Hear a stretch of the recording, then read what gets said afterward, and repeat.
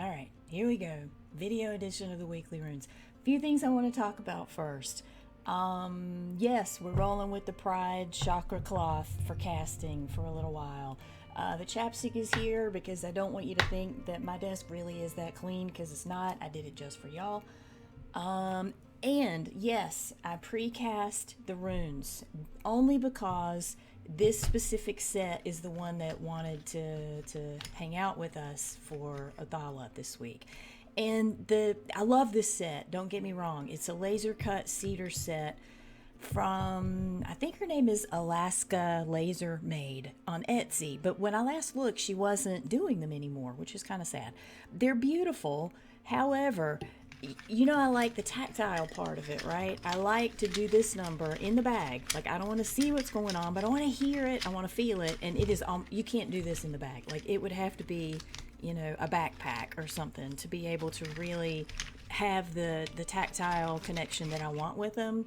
And so I just have to hold them in my hands and do it. And that was ending up being really awkward. So they're just right here so that you can see them. This one is purely, it's the blank one. I always use it as the background rune when I do snapshots of these, of the set. And so it's just there for aesthetics. So here we go. We are in our second week of Othala. And I'm not going to use the pen because it looks gross. I think I said this last time, and it's worth saying again. It's not an accident in the seasonal progression that Othala is the rune that leads up to the June solstice. I don't know about y'all, but the June solstice kicks my ass every year. It's like 4 eclipses with a side of Saturn, whatever. It's just super hard for me, and there's personal baggage around that feels like this year is a really good time to take that a deeper level. But there's just something about this solstice in particular that is always really glaring. Whether it's, you know, the light association in the north, I don't know. But I always find it particularly difficult. But what brings me some comfort about it is knowing that the ancestors are with me on this. I'm not moving through this by myself. The strengths that they are bringing, I can claim. I can stand on them. They are here. It's all good to go. So that is a big part of what I feel like Othala leading into Dagaz is about. But I also still want to come back to the more generalized understanding of Othala as a time to tend your estate. It is a good time. Like every year, we really should come back to, do I have things laid out as well as I think I do? And I can tell you right now, I do not. Like, things have changed in the last 2 years. Needs to update all of that stuff. So that's on my to-do list over the next few days. All the things, like not just literally having a will, but having the conversations that you need to have about what happens when you die, what happens for you, literally how you want to be honored and blessed, how you do not want to be honored and blessed, and who should be in charge of making sure that happens the way you want it to. So yes, the practical stuff. I want to come back also to the descendants.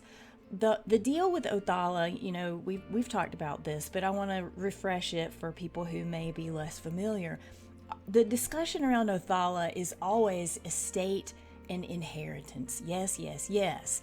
If we're animists, we have to delve into our relationship to those things, which magnifies it exponentially.